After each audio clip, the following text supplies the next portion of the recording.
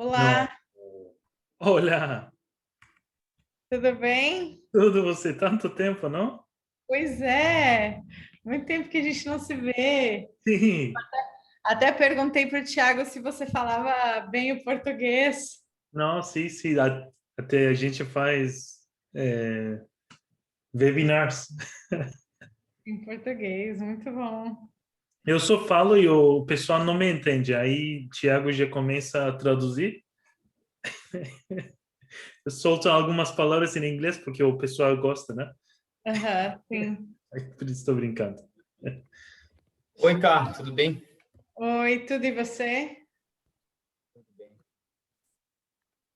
Esperando o Dom ali. Mas acho que já está bem alinhado aí, né? O que a gente vai comentar, nós vamos começar a liberar. Mas eu alinhei com ele um pouco antes, tá, cara? Recebi também a sua questão aqui já. Aham. O enquadramento tá bom para vocês, a luminosidade? Tá? Tá muito melhor que o do por exemplo. Por quê? Que Camila é mais bonita que você. Todo mundo é uma planeta game. É, vocês tiveram um pre-call ou... Tivemos. Ah, Fizemos tá, um beleza. pre-call com ela já e as perguntas também já estão com ela. E é muito próximo do que a gente já estava falando, né, Dom? Então, agora a gente vai seguir as mesmas perguntas ali, tá? Tá legal. Tá, beleza. Você quer fazer as perguntas ou... Então, eu vou fazer uma por vez, eu vou te mandar aqui uma vez, e aí você pode entrar na segunda e a gente vai trocando essa ideia. Pode ser?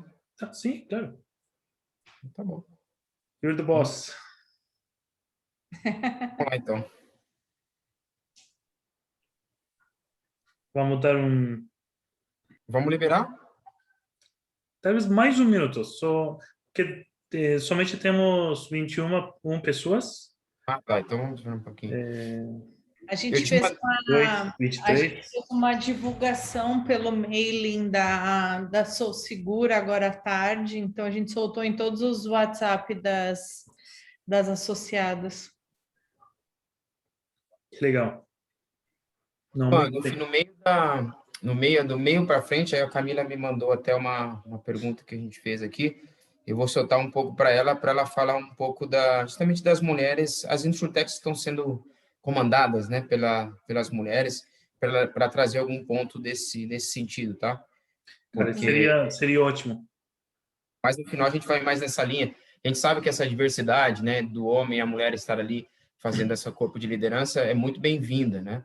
Então, como Uhum, é que a Camila está enxergando isso na parte de inovações, né, que são as insurtechs, por exemplo, né?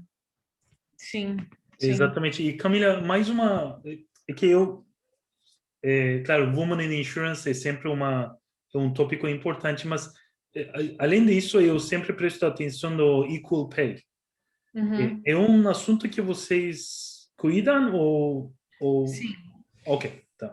A gente, a Realmente, me gente encantaria fazer alguns comentários, na verdade, você fazer alguns comentários se está bem, está tudo bem. posso fazer, não tem problema não. A gente, na verdade, assim, a nossa maior missão agora Sou Segura, né? A nossa associação é realmente, não é só o Equal Pay, mas a igualdade de oportunidade, né? Então, o Equal Pay faz parte disso, e eu posso falar sobre isso. A gente está em discussão com uma lei, agora em discussão no Congresso sobre isso, mas mais do que isso, tem que ser uma iniciativa das empresas, né? Tá, não, ótimo. Só queria confirmar. Ok, estou liberando. A gente tem. Estou vendo 30, 31, 30, 30, 32, tá? Que estou liberando. Tá Tá bom, bom. Vai subindo isso, tá? Em 5, 10 minutos. tá bom. Brasileiro, né? É.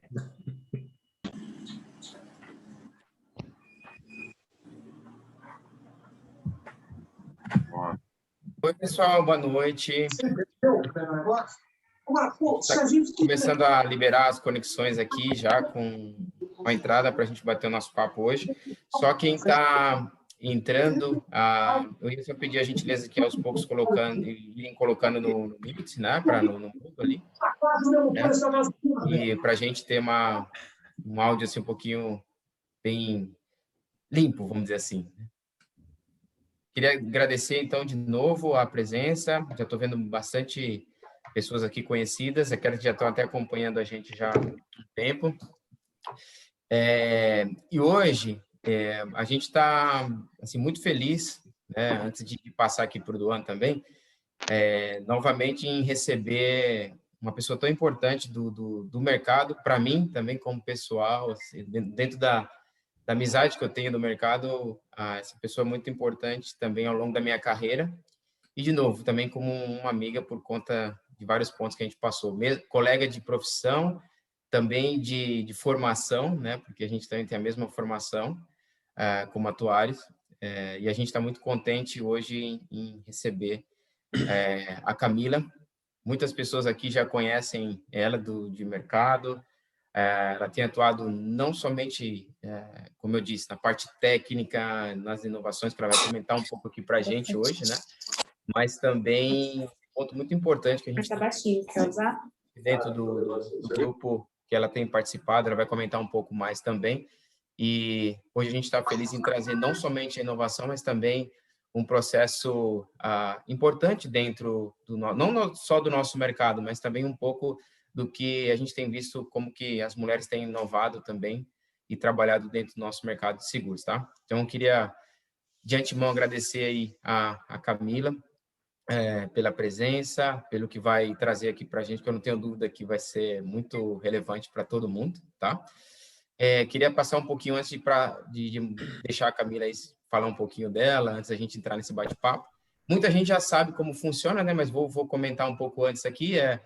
A gente traz esse bate-papo bem, assim, descontraído, se é que eu posso dizer assim, com a galera aqui se conectando, fazendo as perguntas.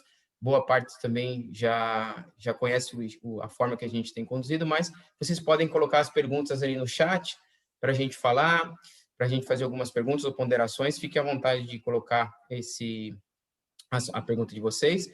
Após a nossa conversa, a gente também coloca a estrutura os vídeos, né? A gente coloca dentro do nosso site à disposição de vocês, no LinkedIn. Aqueles que não estão no LinkedIn ali, seguindo a Neon Network, fica à vontade para estar ali, que a gente está sempre colocando esses itens também, tá? Acredito que essa semana a gente tem algumas novidades em relação à plataforma, que vai ficar mais fácil para vocês saberem e acompanharem a Neon, tá? Duan, quer falar alguma coisa também sobre, antes de passar para a Camila? Não, somente estou surpreendido que você percebeu que eu estou aqui, né? Últimas vezes você não já seguiu como é conversa. Então, boa noite a todo mundo e vamos seguir com Camila. Tá bom, agora você falou. Eu achei que você ia falar, eu te dei a palavra, você falou tão pouquinho, devia ter falado mais, tá vendo? Por isso que eu te corto. Tô brincando. Não, eu queria agradecer também, Duan, porque eu sei que você está com uma agenda super difícil aí em Nova York, estou sabendo dos pontos e realmente você está participando também ficou muito importante. Estou vendo aqui o pessoal também do Chile, dos Estados Unidos também que está participando, queria mandar um abração para eles ali, por ter conectado. E agora, Camila, se puder falar um pouquinho, muita gente já te conhece, depois a gente vai batendo esse papo aí durante esses, vamos dizer assim, esses minutinhos aí, 1 hora mais ou menos, que a gente vai falar. Então, boa noite a todos, obrigada pelo convite. Como você falou, é um prazer grande estar aqui com vocês. Já conheço vocês há bastante tempo e ver como vocês têm evoluído e agora entrado no mercado segurador brasileiro é muito, muito bom. Falando um pouquinho de mim, sou atuária de formação, já trabalho há bastante tempo com estratégia e desenvolvimento de produto no mercado segurador brasileiro. E quando a gente está nessa área, a gente sempre olha para frente, né? Sempre fica buscando qual é o próximo passo. Então, eu estou muito, muito feliz em estar aqui batendo esse papo com vocês sobre como a gente enxerga o futuro do seguro. Muito bom, Cá, show de bola. Ô, Cá, o que a gente tem feito, vou chamar a Cá aqui para ela, o cara tá chamando, não tem jeito. Mas a gente já conhece há muito tempo, não tem crise, não. não. Tem jeito, né? Foi mal, mas é isso mesmo, essa é a ideia. Bom, aqui a gente, eu estava até falando com você antes, né? A gente já está um tempo aí no mercado e e cada um seguiu o teu lado ali dentro da estrutura, mas a gente se mantém dentro do nosso, vamos dizer assim, nosso core, que é a parte técnica, desenvolvimento desse processo. Só que desde a época a gente até começou na nossa estrutura profissional, a gente viu uma mudança muito forte nos últimos meses, né? E anos também. Os meses, então, agora, devido, infelizmente, dessa situação que a gente está passando, de certa forma, acelerou ainda mais a parte de inovação, a parte de inteligência de dados. Até por isso que a Neon decidiu fazer esse avanço dentro da América Latina, né? E eu queria ouvir um pouquinho de você também, assim, como é que você está enxergando essa chegada da inteligência, chegada entre aspas, né? Que já está aí um bom tempo, né? Que a gente tem falado. Mas como é que você está vendo esse momento que foi até acelerado em relação à inteligência dos dados, à inteligência artificial? Isso para a nossa indústria, a gente já tem falado, muitas pessoas já estão ouvindo esse tipo de comentário. Mas eu queria ouvir também na sua visão, principalmente como atuário também indo para a parte de inovação, como é que está funcionando isso dentro deste nosso mercado com insurtech, seguradora, corretores e assim por diante? Bom, antes de responder essa pergunta, eu acho que vale fazer uma observação do cenário que a gente vive, né? Uhum. A gente vive um cenário, e isso não só no mercado segurador, mas para todos os setores, que é um mundo cada vez mais dinâmico. As soluções que os clientes veem hoje como um diferencial, elas não se sustentam no longo prazo. Eu costumo até chamar isso que é uma era do conhecimento, né? A informação e a tecnologia, elas realmente ditam como é a nossa atuação e o nosso ritmo no mercado. Então, se a gente junta tudo isso, eles são elementos determinantes para que as empresas construam uma vantagem competitiva com seus clientes, até num setor que é considerado conservador, como é o mercado segurador, né? Então, se eu olhar para a indústria de seguros, o que eu vejo é que a maioria das empresas, elas lidam e elas manuseiam uma quantidade grande de informação, e elas têm ferramentas de análise que são muito potentes. Então, quando eu olho para esse cenário e com um viés atuarial, eu só consigo enxergar um oceano de dados, né? Uma infinidade de informações em que a gente pode chegar em análises muito granulares de tudo que a gente tem. Com isso, o que eu acho é que a inteligência de dados, ela já não é mais um futuro. Eu acho que ela já é uma realidade que a gente vem vivendo. O meio de seguros em si lida com um gerenciamento de risco baseado em informação, porque a gente não tem um produto, a gente não consegue um produto físico, né? Que eu quero tangível, assim, né? Uhum. Exato. Então, a gente só baseia a nossa atuação em cima dessas informações. Então, eu sempre digo assim que eu já não acho que é um futuro. Eu acho que isso já é uma realidade que vem acontecendo. Já existem alguns estudos, né, de empresas conceituadas no mercado, como a McKinsey, a própria Accenture, que eles já estão começando a mapear a inteligência artificial em alguns processos de seguro. Quando eu trago isso para o mercado brasileiro, aonde que eu vejo? Eu vejo muito na jornada do sinistro, né? Quando a gente chega na ponta final, que é a maior percepção do cliente. Eu vejo na forma como o marketing, a distribuição está trabalhando a jornada do cliente, uma pré-seleção. Oi? Perdão te interromper. Esse caso que você fala do sinistro é que você vê que tem mais ações já ou mais oportunidade? Isso eu só não entendi, desculpa te interromper. Mais ações acontecendo nesse momento. Tá, beleza. Onde eu vejo mais ação, né? Oportunidade a gente pode usar em toda a cadeia do seguro, mas a maior parte das ações está quando a gente chega no cliente, para você fazer toda a jornada do cliente, para você fazer uma pré-seleção de risco antes que isso chegue na mão do subscritor. Porque você pensa assim, se o nosso cliente é aquele cliente que está num marketplace, né, um Amazon.com ou esses ambientes assim de ecossistema em que ele compra o produto que ele quer, a cabeça dele automaticamente começa a pensar assim em seguro. Então, a gente já vê algumas formas de chegar nesse cliente, se comunicar com esse cliente antes dele chegar na análise de risco em si, que é a subscrição que a gente tem. E na parte do sinistro, em toda a jornada do sinistro, porque com a inteligência artificial a gente já começa a fazer umas pré-análises desse sinistro, ou a gente consegue criar critérios para evitar fraudes, tudo com a inteligência artificial e a inteligência dos dados, né? Porque a gente vai olhando as estatísticas e consegue entender exatamente qual é o tipo de produto que aquele cliente precisa, como que eu consigo fazer um cross-selling, de repente, já que ele comprou um produto, eu começo a entender melhor esse cliente. Isso tudo eu já vejo material no mercado segurador brasileiro. Muito bom. O Ká, quando você citou um ponto que eu acho que depois a gente vai até, enfim, trazer um pouquinho mais esse item, que eu concordo com você. Hoje os dados já estão aí, eu também acho. Na verdade, os dados a gente sempre utilizou, né? Acho que agora ficou latente que não tem como não utilizar esse item, né?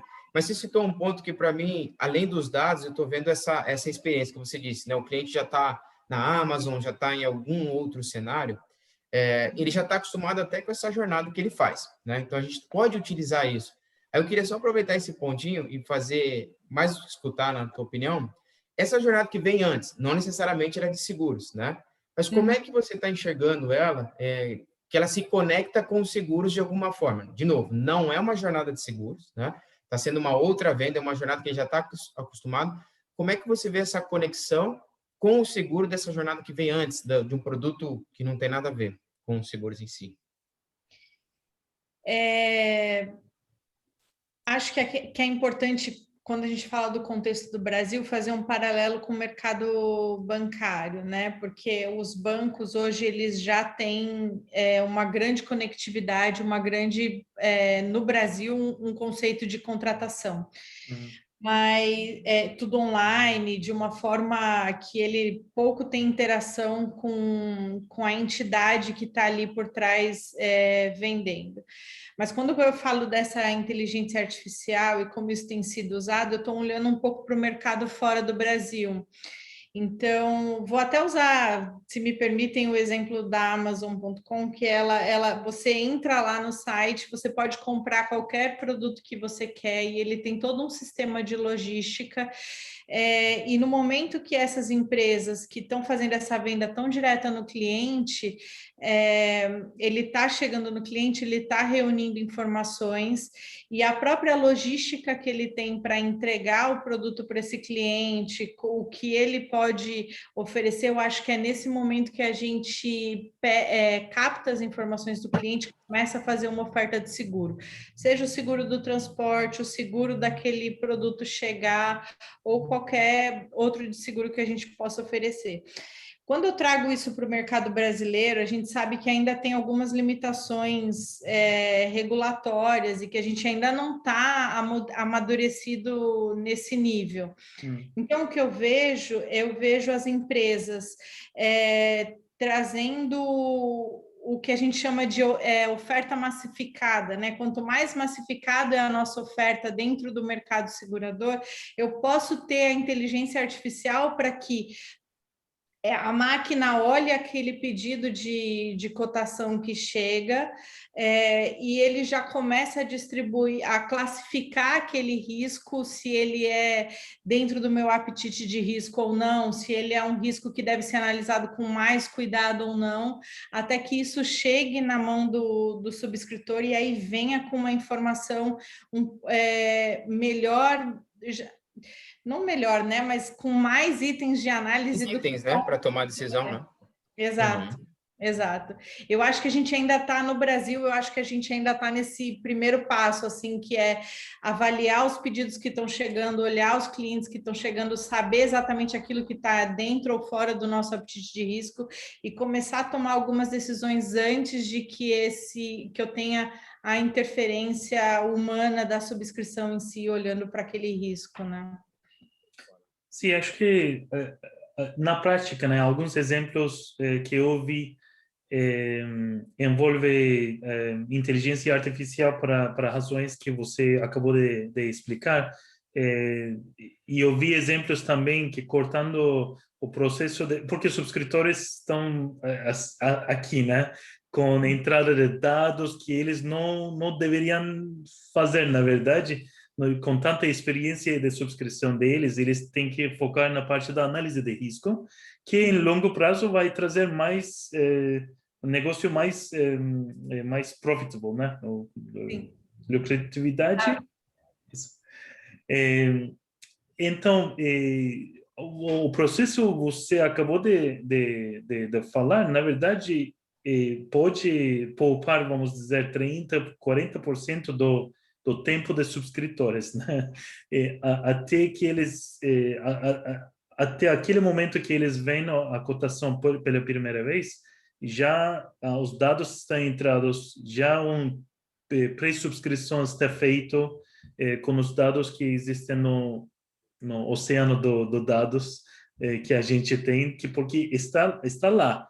Somente chegar e aproveitar esses dados, né? É a questão. E tem essa parte. Tem outra parte que está mais avançada também, que é Deep Learning, né? Que já está envolvendo identificar os padrões de subscritor e está apoiando na decisão mesmo do subscritor. Ainda não vai... Eu nunca acho que vai ser 100% pelas máquinas, porque é subscrição mesmo, mas a experiência de Deep Learning e replicando as características de um humano de subscrição é bem interessante. Que eu vi alguns exemplos aqui, pelo menos nos Estados Unidos. E com isso, tenho uma pergunta aqui, Camila, não sei se você está vendo também. Tiago, você... Quem tá perguntando é o Roger aqui, cara, eu acho que tem a ver, porque isso também chamou muita atenção, né? A gente está falando de Deep Learning, todos os dados, e a gente está doido para usar esses dados ali na boa forma, né? De sentido de realmente fazer uma subscrição, precificação, ou até mesmo jornada, que a gente acredita bastante que dá para ser feito. Mas a gente tem aí um ponto, eu não vou nem colocar o mas, né? Nós temos o item adicional, que eu acho que é realmente relevante, que como é que você vê a LGPD? Ela chegou para atrapalhar, né? Tentando usar, vou colocar os dois bem neutro aqui, atrapalhar esse cenário ou não? Como é que você vê esse ponto? Porque a gente tem um monte de dados, como é que eu vou utilizar? Queria ver, acho que é um bom ponto, obrigado, viu, aqui, Roger, esse item, porque está todo mundo de olho nesse, doido para utilizar, como utilizar, então um cenário legal também. Uma boa pergunta. Não, sem dúvida é uma das perguntas que mais a gente tem respondido, né? Quando eu falo em LGPD, eu estou cuidando do dado do indivíduo, né? Óbvio que tudo aquilo que é o classificado como aquela informação sensível, que é aquilo que me faz relacionar aquela informação diretamente com o indivíduo, eu acho que a gente não deveria usar isso de uma forma indiscriminada, e a LGPD veio só para regulamentar isso, para que a gente não use de uma forma indiscriminada e sem que a pessoa saiba que a gente está usando a informação pessoal dela. Quando eu falo de um banco de dados internamente numa empresa, eu consigo chegar na informação que aquela pessoa traz para a seguradora, no risco que ela traz para a seguradora e como aquilo evolui, sem saber quem é a pessoa dona daquela informação. Então, acho que existe um momento, existe uma situação em que a gente segrega essas informações para que a informação de quem é o indivíduo, dono daquela informação, não seja revelada. Então, eu não vejo, nesse sentido, eu não vejo como alguma coisa que atrapalhou, eu vejo como uma preocupação a mais que a gente tem que ter no tratamento do dado, porque a pessoa que lida observando aquele cenário de risco e até frequência de sinistro que a gente tem para aquele tipo de situação, para que essa pessoa não saiba quem é o indivíduo que está representando aquele dado. E aí, falando do contato direto com o cliente, a LGPD também trouxe uma exigência de que o cliente pode saber a qualquer momento onde a gente está usando aquela informação.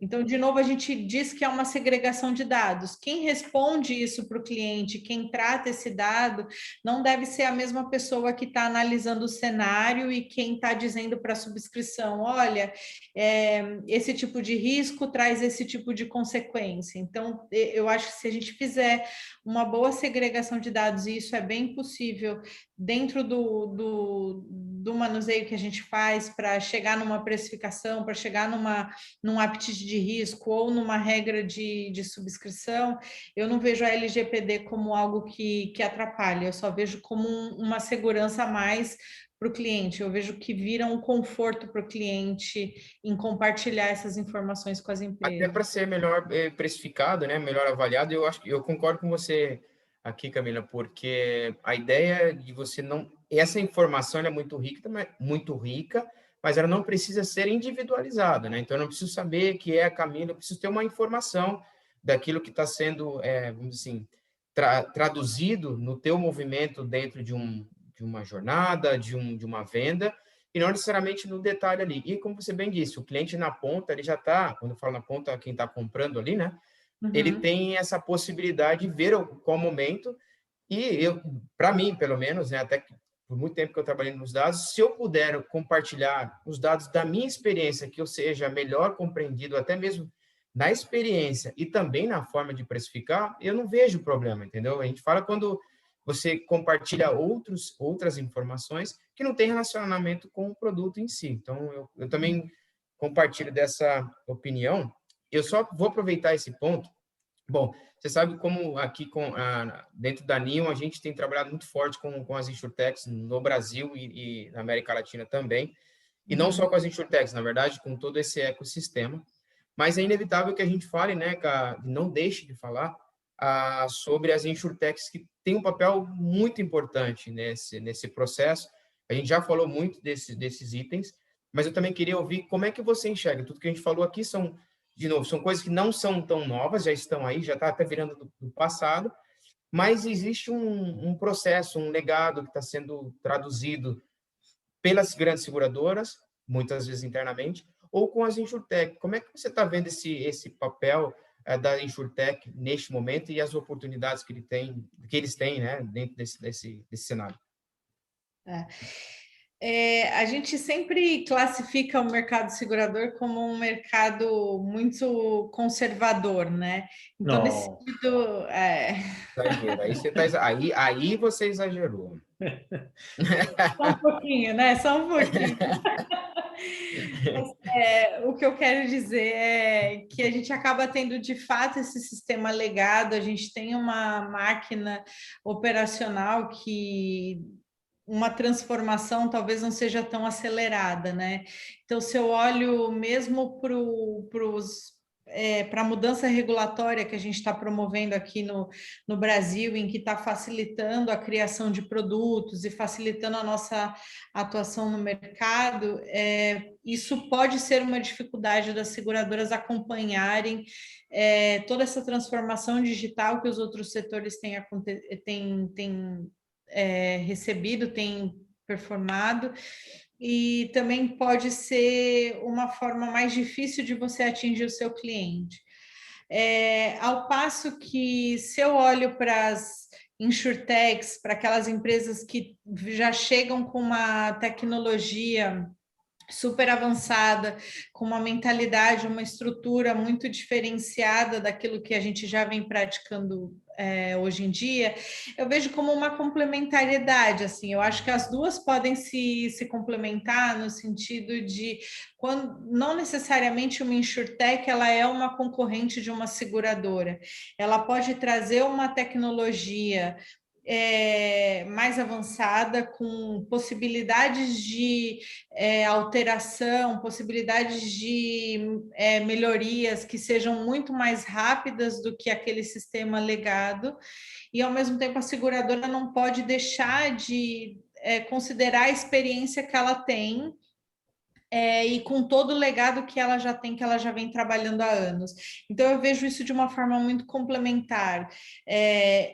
vale muito a pena a gente analisar, né, quais são as insurtechs que a gente tem no mercado, seja por uma distribuição, aquela que chega direto no cliente, ou seja, aquela que ajuda a automatizar, como a gente falou, por exemplo, a inteligência artificial na subscrição.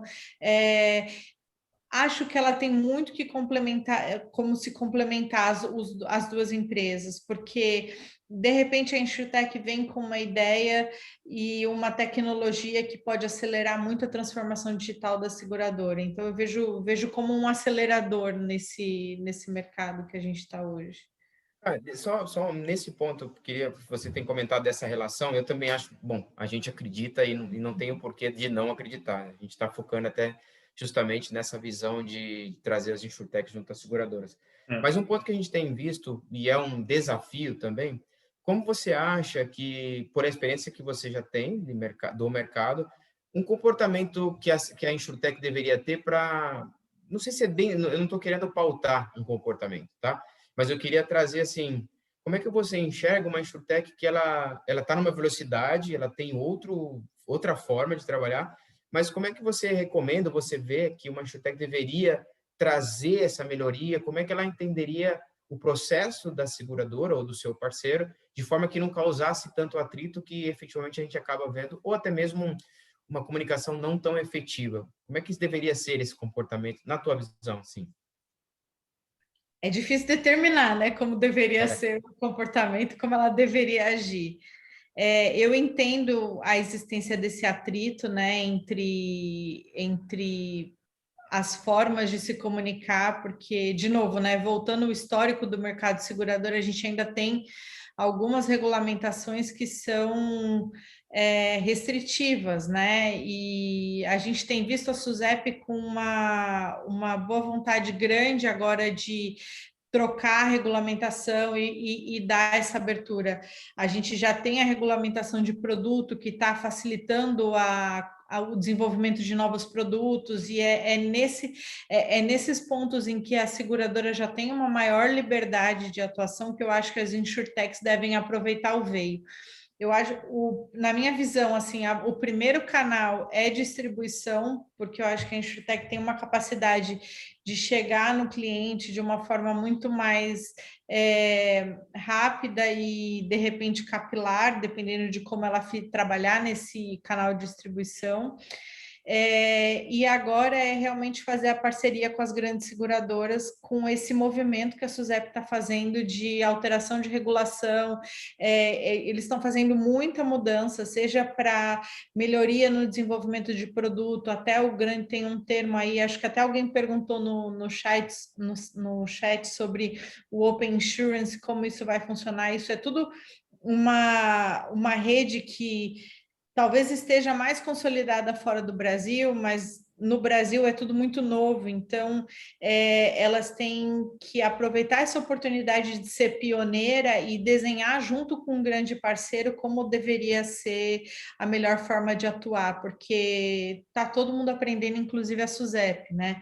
Então, dependendo da proporção que isso toma, a gente consegue, inclusive, influenciar a regulamentação local para que isso seja facilitado localmente, né? Perfeito, tá. Você já até comentou, a pergunta da Márcia tinha comentado sobre esse item mesmo, né? Que como é que fica essa cadeia produtiva e a concorrência, que você acabou citando um pouco ali, dentro do Open Insurance Compliance, todo esse cenário, acho que deu para entender. E tem mais um ponto que o Roger ele comenta. O Roger, não incomoda nada, tá? O Roger falou, se incomoda o Doan às vezes, assim, ele fica me atrapalhando, mas aqui você já mais vai atrapalhar, né?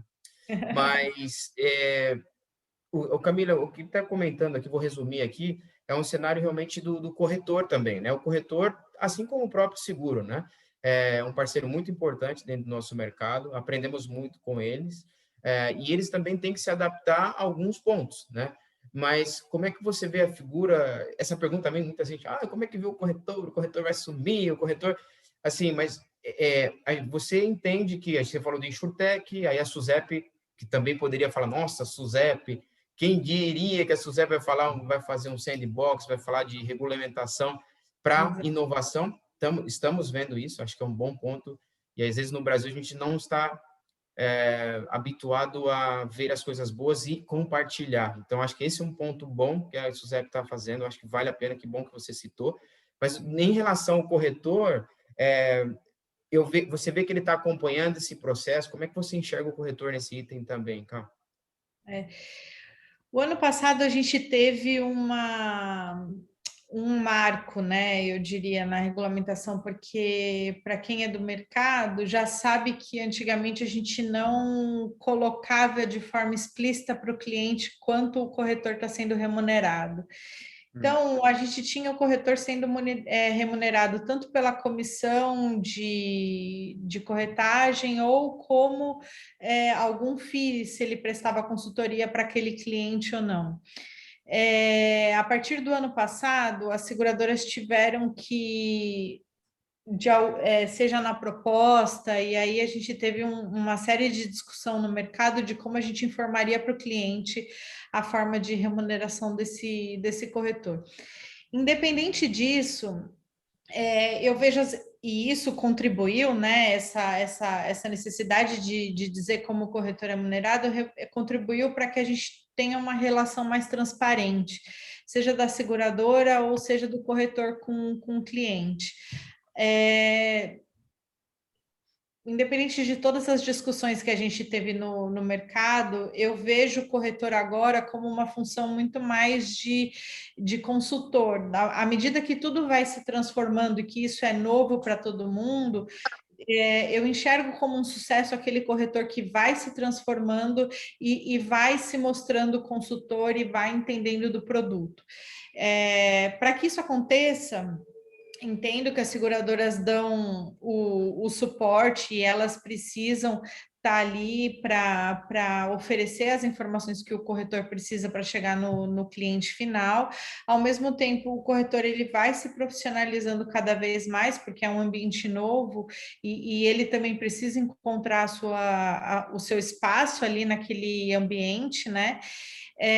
Mas eu vejo de uma forma positiva, assim, porque eu vejo que o corretor tem se reinventado, ele tem se mostrado mais consultor, e aí a minha experiência é mais para aqueles grandes riscos, né, onde você tem aquelas operações mais elaboradas. Eu não tenho tanta propriedade para falar naquele risco pequenininho, onde a gente chega praticamente direto com o cliente. Mas eu vejo que a forma que o corretor tem de acompanhar toda essa transformação é realmente virando um consultor daquele cliente, entendendo como está acontecendo essa mudança de mercado, porque ela está acontecendo para todo mundo, ela não é só para o corretor, né? Exatamente. Todo mundo tem que se Também, adaptar, né? sim, absolutamente, eu concordo com isso, e mais que isso, desculpem, mas que isso, a gente estava falando no início, né? A gente estava falando de inteligência artificial. Tem tantos casos sobre uso de inteligência artificial e data analytics, né? Onde os corretores estão utilizando, mas não para subscrever, porque não é o papel deles, mas para identificar entre aspas, melhor cliente para vender X melhor produto para eles, né? Tem algumas ferramentas que eu vi, pelo menos aqui nos Estados Unidos, onde o corretor contratou uma empresa de inteligência artificial, eles fazem tipo rodadas na social media, né? No Twitter, no Facebook, para identificar os interesses dos clientes. Somente depois o corretor chega e vende o produto. É fenomenal isso. E acho que é uma boa colaboração também. O papel do corretor é exatamente isso: identificar o cliente e trazer, e também explicar, educar, né, sobre que tipo de cobertura eles precisam, porque sabe, eu comprei um carro aqui, comprei um seguro de carro também, chegou um papel chegou 60 páginas de apólice. E nunca, eu sou subscritor, nunca vou ler 60 páginas de apólice para o meu próprio carro. Então, imagina um cara, uma pessoa que está fora de seguros, né? Então, é interessante aquela colaboração e também, mais uma vez, utilizando os dados e tecnologia, a jornada do cliente fica muito melhor com corretor e com seguradora também. Mas, sabe, os dois têm que investir na tecnologia e dados, mais uma vez. Pouco a pouco. Então, você deveria ler a pólice, tá? Só by the way, você deveria ler a pólice, que você trabalha no mercado de seguros, você deveria ler.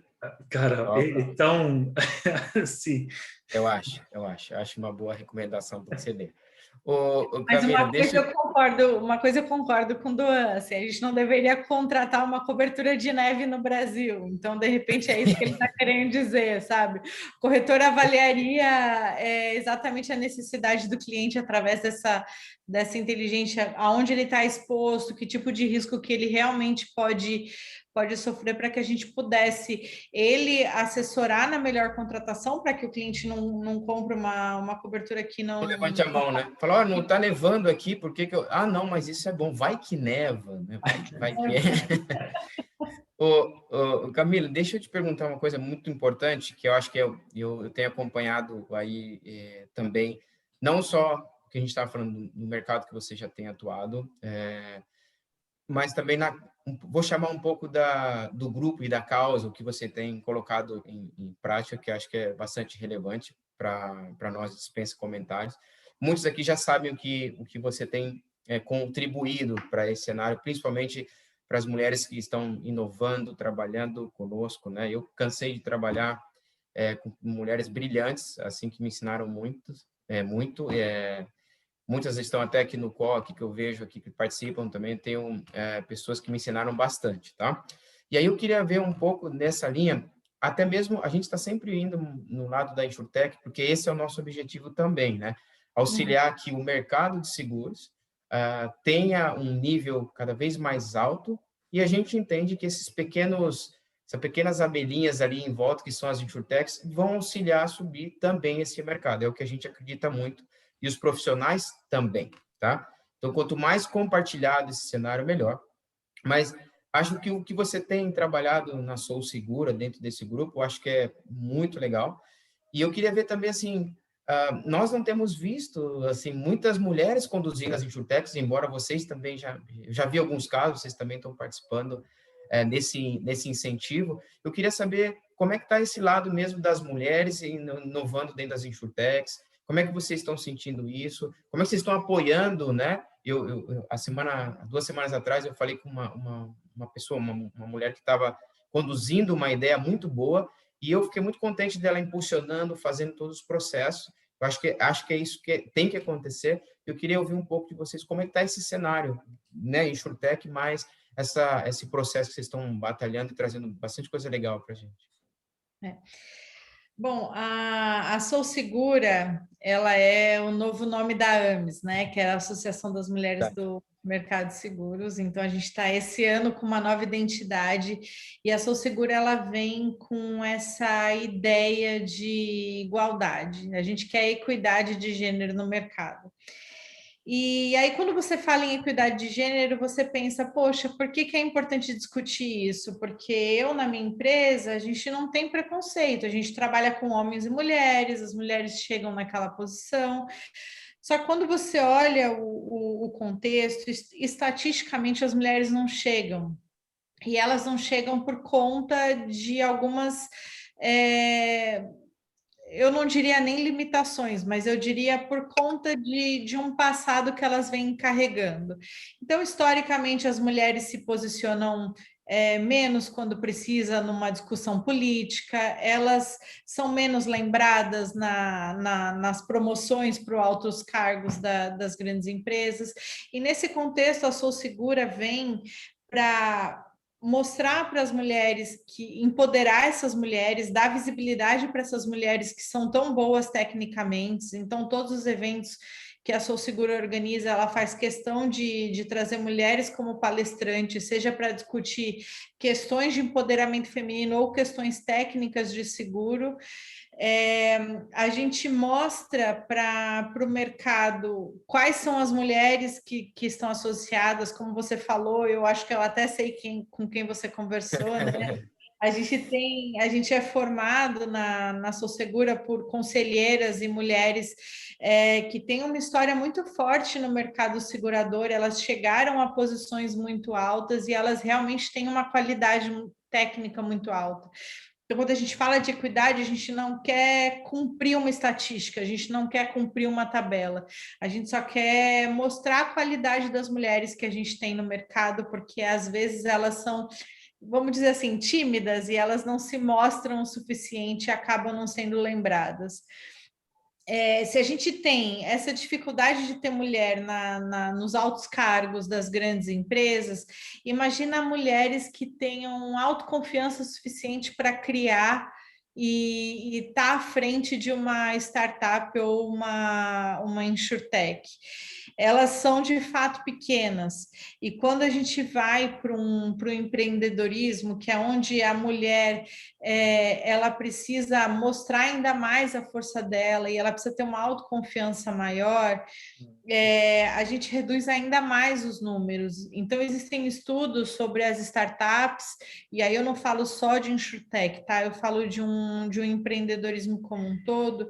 Só 4,7% das startups são fundadas exclusivamente como mulheres, por mulheres, né? Então, você vê que não dá para dizer que falta acesso, mas elas estão tendo dificuldade. Então, de repente, elas querem estar à frente dessas empresas, mas elas não estão encontrando oportunidade. Então, é nesse sentido que esse número, óbvio, ele é pequeno, porque eu estou falando daquelas que são exclusivamente fundadas por mulheres, mas se eu falo daquelas que são cofundadas, o número não melhora muito, sabe? Eu não chego nem a 10% de todo esse mercado. Justamente porque é uma jornada complicada, é uma jornada que é complexa para o empreendedorismo feminino.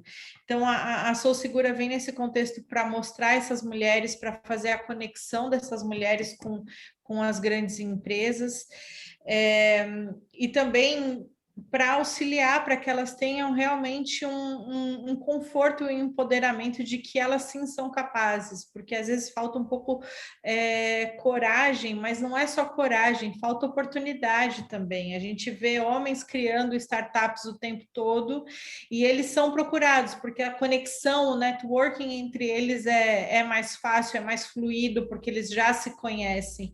Então, a partir do momento que a gente começa a colocar essas mulheres na vitrine, começa a mostrar o quanto essas mulheres estão desenvolvendo, a gente já empodera as mulheres e facilita a conexão entre elas. Falando da possibilidade de ter uma mulher no comando de uma insurtech, assim como eu vejo isso nas empresas tradicionais, eu acho que a mulher tem uma visão diferenciada e ela não só e ela trazendo a experiência dela, aquela visão de mundo que ela tem, eu só vejo como positivo, porque eu acredito que os produtos vão ser melhor desenvolvido, porque a gente começa a pensar em vários cenários que uma população específica não pensaria e não desenharia, né? E aí, falando ainda de desenvolvimento de produto, eu acho que isso aceleraria ainda mais a qualidade e a conexão que essas insurtechs podem fazer com as empresas tradicionais.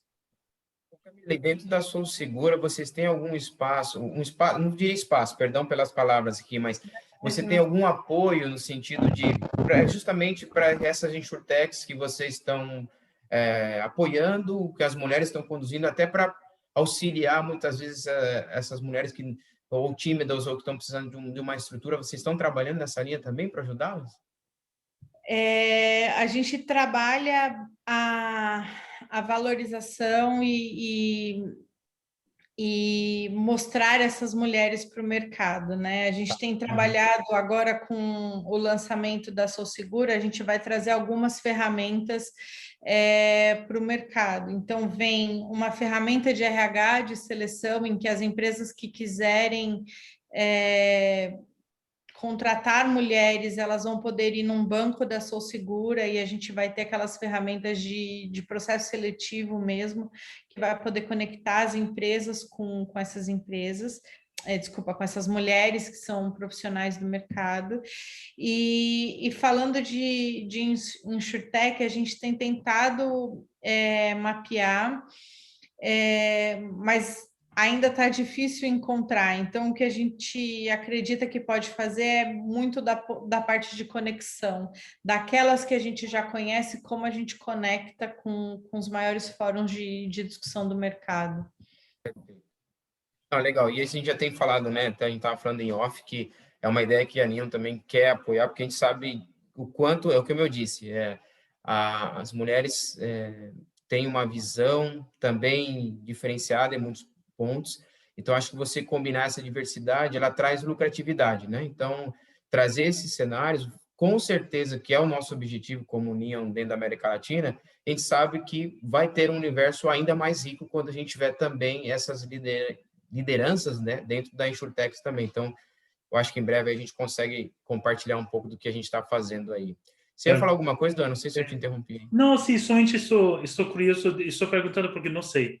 Eu sei, nos Estados Unidos não existe esse tipo de coisas, infelizmente, mas na Europa eu sei que as empresas seguradoras podem ter certificações mostrando as estatísticas de homem, mulher e esse tipo de estatísticas e balanço, né, entre esses números. Tem algum tipo de mecanismos assim no Brasil? Por que estou perguntando? Porque o que você falou, por exemplo, as seguradoras contratando mulheres, ou InsurTech contratando mulheres, beleza, mas nenhum gerente vai falar, quero contratar mulher. Não vai passar assim, né? Tem que ter uma influência, uma estratégia da empresa mesmo. Então, como que a gente garante que a empresa tenha uma estratégia para, eu acho, pessoalmente, eu penso, não para contratar mulher, mas para balancear esse equilíbrio, né?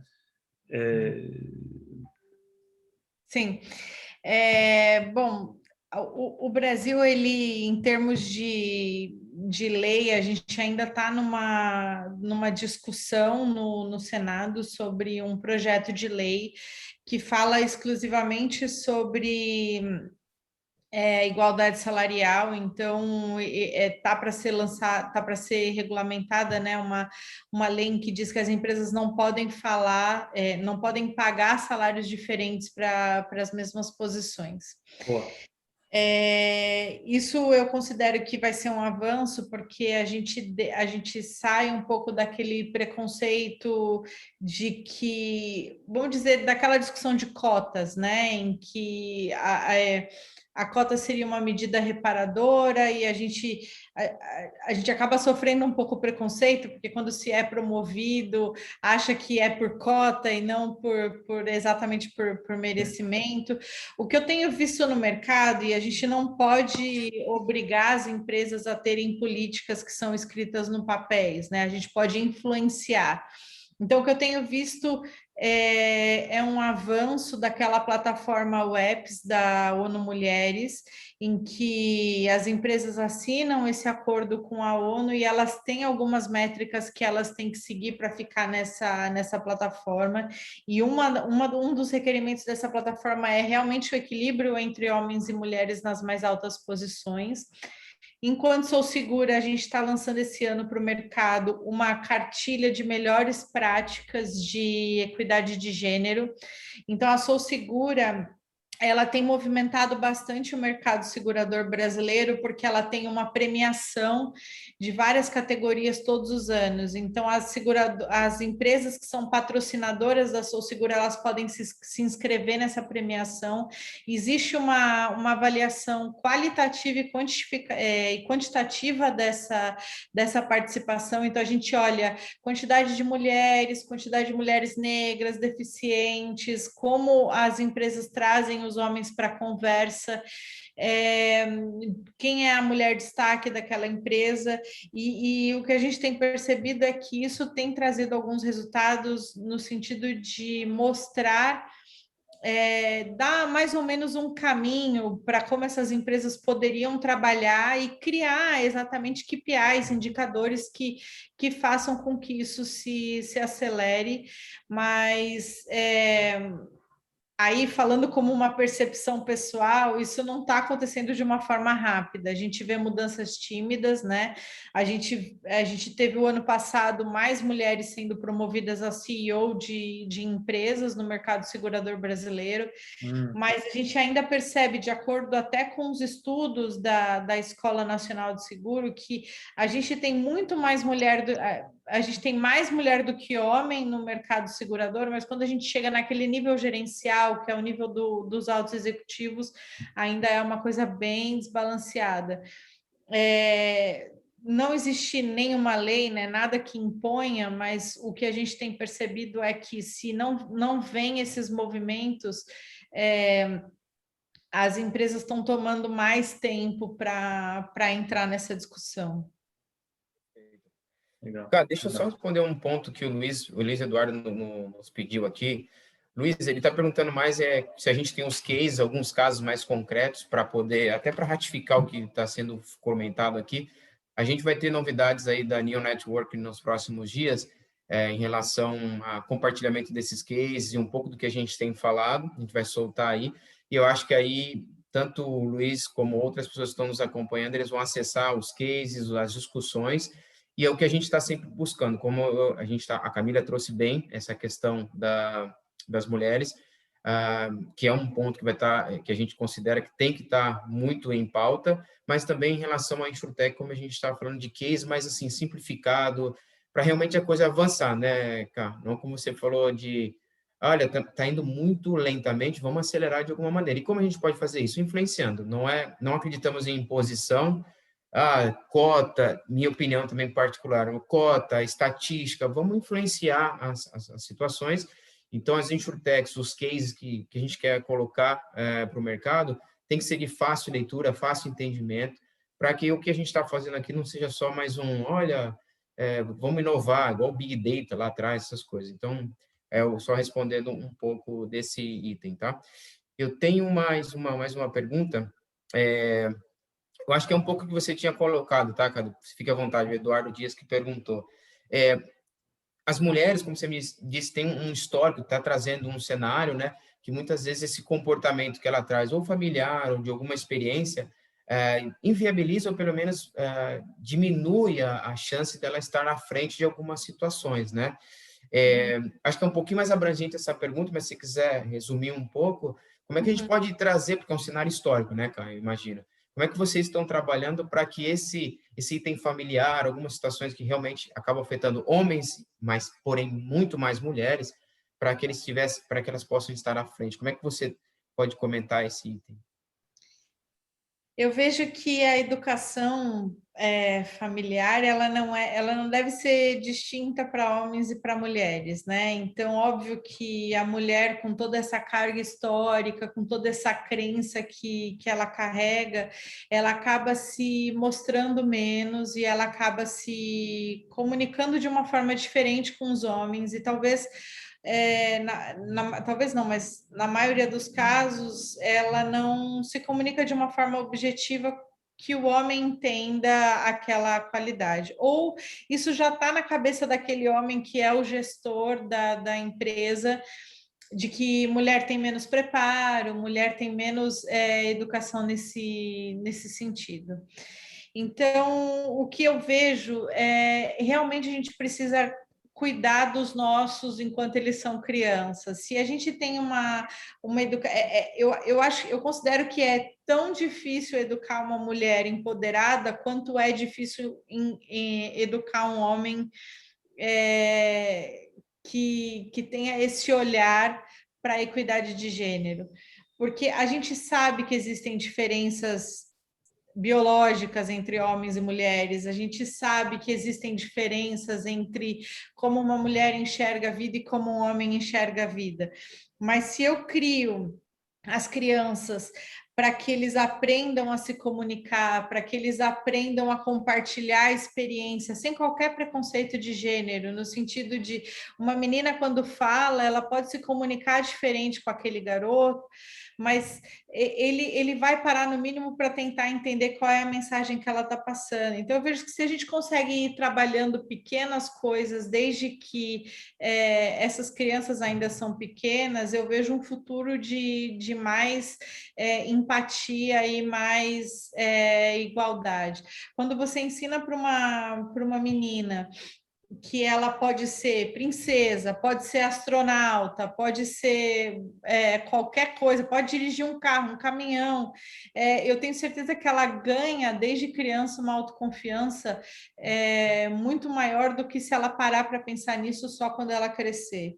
Então, eu acho que educar uma criança é muito difícil, mas entender... Três é difícil? Nossa, nem imagino. Nem imagino. Mas eu entendo que são pequenas mensagens que a gente vai colocando. E a gente não sabe, a gente vem de um mundo que está em transformação.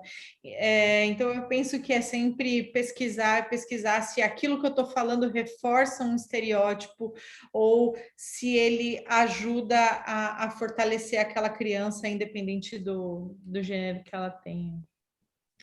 Obrigado, Tem viu, uma cara? pergunta da Márcia, só para a gente não mudar de tema, porque ela fala do... A Márcia, ela é da Sou Segura, é uma querida que faz parte da Sou Segura, que ela fala desse supportive partner.